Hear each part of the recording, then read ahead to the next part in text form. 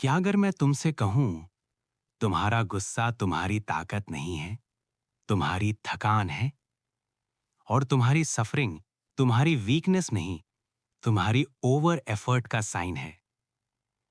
Welcome दोस्त। आज हम कोई लेक्चर नहीं सुनने आए। आज हम एक कहानी महसूस करने आए हैं। एक ऐसी कहानी जो तुम्हारी है और मेरी भी।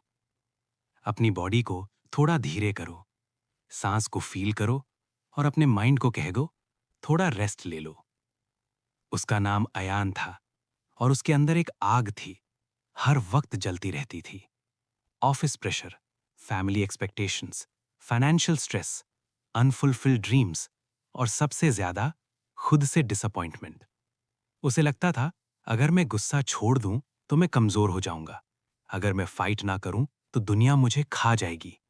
इसलिए वो हर बात पर रिएक्ट करता, हर इनजस्टिस पर जलता, हर डिले पर भड़कता। लेकिन कोई उसे ये नहीं बताता था कि गुस्सा भी थक जाता है। तुम्हारा ब्रेन जब गुस्से में होता है तो एमिगडाला कंट्रोल ले लेता है। ये वही पार्ट है जो डेंजर डिटेक्ट करता है। लेकिन प्रॉब्लम ये है, मॉडर्न लाइफ में डेंजर कम है, पर एमिगडाला बिजी रहना चाहता है। इसलिए तुम ट्रैफिक में भी फाइट मोड में हो, ईमेल्स में भी, रिलेशनशिप्स में भी। तुम्हारा नर्वस सिस्टम बस सेफ फील नहीं करता। और सुनो, अयान का गुस्सा किसी से फाइट नहीं कर रहा था, वो खुद से फाइट कर रहा था। एक दिन अयान बाथरूम के मिरर के सामने खड़ा था, आंखों के नीचे डार्क सर्कल्स, शोल्डर्स झुके हुए, ब्रीदिंग हैवी। और उसने अपनी आंखों में देखा, गुस्सा नहीं, थकान, डीप सूल लेवल थकान। वही मोमेंट था जब उसके अंदर कुछ टूट गया और कुछ खुल गया। उसे बुद्धा की एक लाइन याद आई, गुस्सा पकड़ के रखना अपने हाथ में जलता हुआ कोयला पकड़ने जैसा है, ये सोच के कि दूसरा जल जाएगा।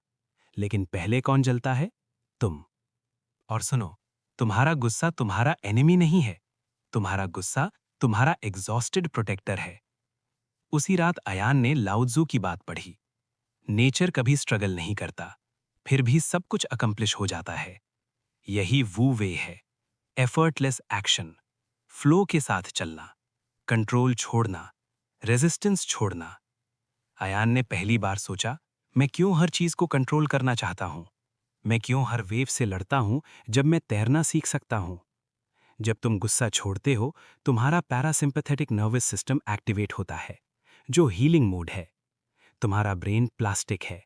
न्यूरोप्लास्टिसिटी का मतलब है तुम अपने रिस्पॉन्स पैटर्न्स चेंज कर सकते हो, स्लोली, काइंडली, विदाउट फोर्स। और सुनो, तुम्हारा काम तुम्हारी वीकनेस नहीं है, तुम्हारा काम तुम्हारी हाईएस्ट इंटेलिजेंस है। एक शाम अयान ने कुछ अलग किया। किसी ने उसे क्रिटिसाइज किया और उसने रिएक्ट नहीं किया। उसने सिर्फ सांस ली। किसी ने उसका क्रेडिट ले लिया और उसने फाइट नहीं की, उसने वॉक ली। और पहली बार उसका गुस्सा थक गया, जैसे कोई सोल्जर जो फाइनली वेपन नीचे रख दे। अयान बाथरूम में रो पड़ा, खुशी के आंसू नहीं, रिलीफ के आंसू। उसने अपने हार्ट से कहा, थैंक यू, मुझे प्रोटेक्ट करने की कोशिश के लिए। अब मैं संभाल सकता हूं। उसके बाद लाइफ सडनली परफेक्ट नहीं हुई। प्रॉब्लम्स रहीं, स्ट्रेस रहा, लोग रहे। लेकिन अयान बदल गया, उसका रिएक्शन बदल गया, उसकी इनर वर्ल्ड बदल गई। जब इनर वर्ल्ड बदलता है, आउटर वर्ल्ड ऑटोमेटिकली शिफ्ट होता है।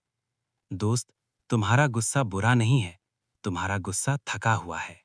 और थकान को फाइट नहीं चाहिए, थकान को रेस्ट चाहिए। बुद्धा ने कहा, पीस इनसाइड से आता है। लाओत्जू ने कहा, फ्लो के साथ चलो। न्यूरोसाइंस कहती है, तुम्हारा ब्रेन हील कर सकता है। और मैं तुमसे कह रहा हूं, तुम ठीक हो, तुम सेफ हो, तुम अकेला नहीं हो। अगर ये कहानी तुम्हारे दिल को छू गई हो, तो इस वीडियो को लाइक करो। ये तुम्हारी तरफ से अपने नर्वस सिस्टम को एक हग होगा। चैनल को सब्सक्राइब करो अगर तुम शोर से शांति की तरफ चलना चाहते हो। और कमेंट में सिर्फ एक शब्द लिखो, रेस्ट। अगर ये कहानी तुम्हारे दिल को थोड़ा सा हल्का कर गई हो, तो इस वीडियो को लाइक करो। ये तुम्हारी तरफ से अपने इनर सेल्फ को एक साइलेंट थैंक यू होगा।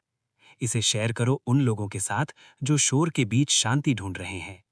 चैनल को सब्सक्राइब करो अगर तुम रोज थोड़ा और लाइट, क्लैरिटी और पीस अपनी जिंदगी में लाना चाहते हो।